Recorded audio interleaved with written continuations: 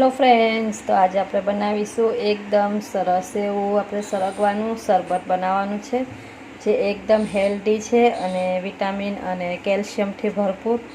તો એના માટે મેં 150 ગ્રામ સરગવો લઈ લીધો છે ને 3 ચમચી મેં ગોળ લઈ લીધો છે, કાળા મરીનો પાવડર લઈ લીધો છે, સંચર લઈ લીધો છે. તો ચાલો તેને કઈ રીતે બનાવીએ એ આપણે જોઈ લઈએ. તેના માટે મેં એક કુકર લઈ લીધું છે. હવે સરગવાની સીંગ મેં લઈ લીધી છે, મેં ધોઈને સરસ કરી લીધી છે ને આ રીતના મેં નાના એવા ટુકડા કરી લીધા છે. તો તમારે જે રીતના ટુકડા કરવા હોય એ રીતના કરી લેવાનું. તો ચાલો તેને આપણે કુકરમાં લઈ લઈશું અને પાણી લઈ લઈશું. અડધી ગ્લાસ જેટલું પાણી લેવાનું છે આપણે, અને થોડુંક એવું મીઠું લઈ લઈશું.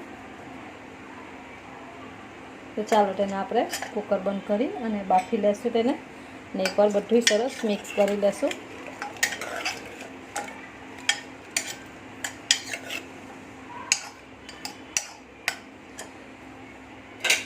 તો હવે ને આપણે બંધ કરી અને 2 થી 3 સીટી લઈ લેશું. તો આપણે એને બાફા મૂકી દીધો છે, આપણે આમાં 3 સીટી લઈ લેશું. તો ચાલો 3 સીટી થાય ત્યાં સુધી એને થવા દેશું આપણે. તો આપણે આમાં 3 સીટી થઈ ગઈ છે. તો કુકર આપણે ઠંડુ કરી લીધું છે. કુકર આપણે ઠંડુ થાય પછી જ એને ખોલવાનું છે.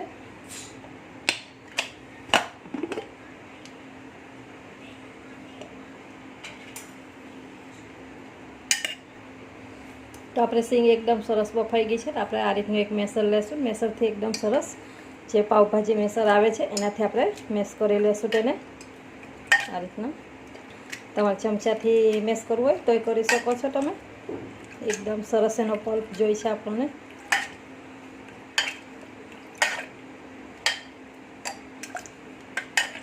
સરગવાના એકદમ સરસ એનો ગુણકારી હોય છે. દૂધથી વધારે એકદમ સરસ, દૂધથી વધારે આપણે એમાં કેલ્શિયમ હોય છે, વિટામિન અને ભરપૂર માત્રામાં એકદમ હેલ્ધી હોય છે આ. જો આ રીતના એકવાર તમે શરબત બનાવી લેશો તો તમે વારંવાર બનાવશો. તો આ રીતના એકદમ સરસ આપણે હેલ્ધી એક શરબત બનીને તૈયાર થઈ જાય છે. જો બાળકો આપણે સરગવાની સીંગ ખાતા નથી તો આપણે એને આ રીતના તમે બનાવીને દેશો શરબત, તો એકદમ સરસ ટેસ્ટી બને છે. તો તમે જોઈ શકો છો એકદમ સરસ આપણે મેશ થઈ ગયું. તો આને આપણે ગાળી લેવાનું છે.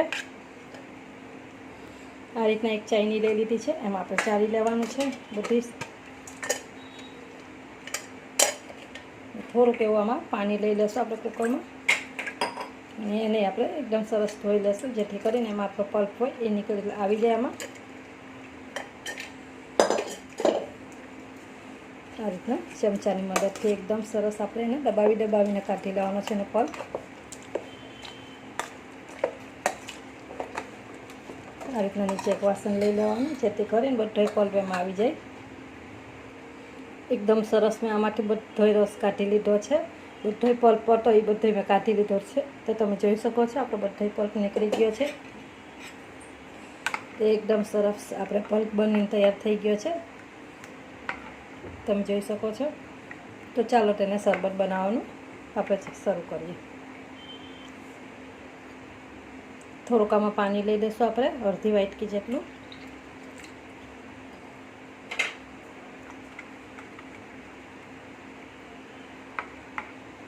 જો તમારે હજી વટવા અને ગાળવો હોય તો તમે નાની ચાયની લઈ, જે આપણે ચા ગાળવાની ચાયની આવે છે એનાથી ગાળી લેવાનું, ગળણીથી.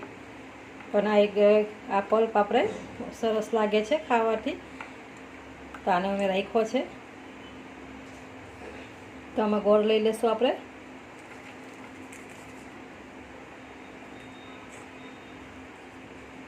મરી પાવડર લઈ લીધો છે, ચપટીક મરી પાવડર છે. મીઠું આપણે બાફવામાં લીધું છે, એટલે આ સંચર આપણે જોઈને લેવાનું, એ થોડુંક લઈ લીધું છે સંચરે.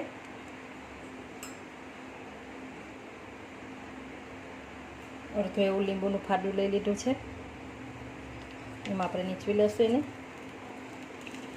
તો આ એકદમ શરબત બનીને તૈયાર થઈ જાય છે. આપણે લીંબુ ઉમેરવાથી સરસ થાય છે. જો તમારે લીંબુ ના ઉમેરવું હોય તો આની જગ્યાએ તમે કેરી લઈ લેવી, જે તમે બાફા મૂકો તો એ જ કેરી એમાં લઈ લેવાની. તો બધું સરસ મિક્સ કરી દેશું આપણે. મેં આ ગોળમાંથી બનાવ્યું છે, જે તમારે ખાંડ કે સાકરમાંથી બનાવવું હોય તો બનાવી શકો છો, પણ મેં એક હેલ્ધી બનાવ્યું છે એકદમ સરસ, એટલે મેં દેશી ગોળ વાપર્યો છે. એકદમ આપણે મિક્સ કરી દેવાનું છે તેને. જો આ એકદમ સરસ શરબત બનીને તૈયાર થાય છે. જો તમે વેટ લોસ કરતા હશો તો એકદમ ફાયદાકારક છે. તો આ રીતના શરબત એકદમ સરસ લાગે છે, હાડકાને મજબૂત કરે છે અને શરીર એકદમ સારું રાખે છે. જો આ રીતના આપણે શરબત બનાવીને રોજ પીએ તો આપણે હાડકા એકદમ મજબૂત થઈ જાય છે. તો આ રીતના આપણે મિક્સ કરી લેવાનું છે બધું. તો ગોળ મેં એકદમ સરસ મિક્સ કરી લીધો છે.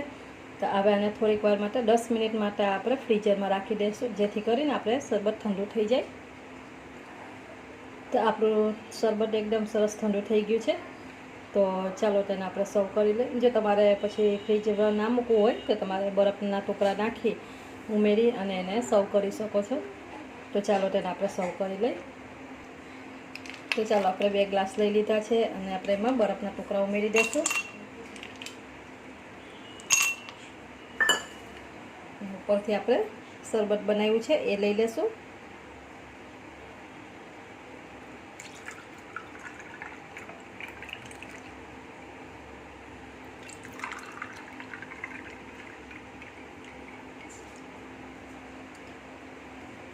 તો આપણે એકદમ સરસ સરગવાનું શરબત બનીને તૈયાર થઈ ગયું છે.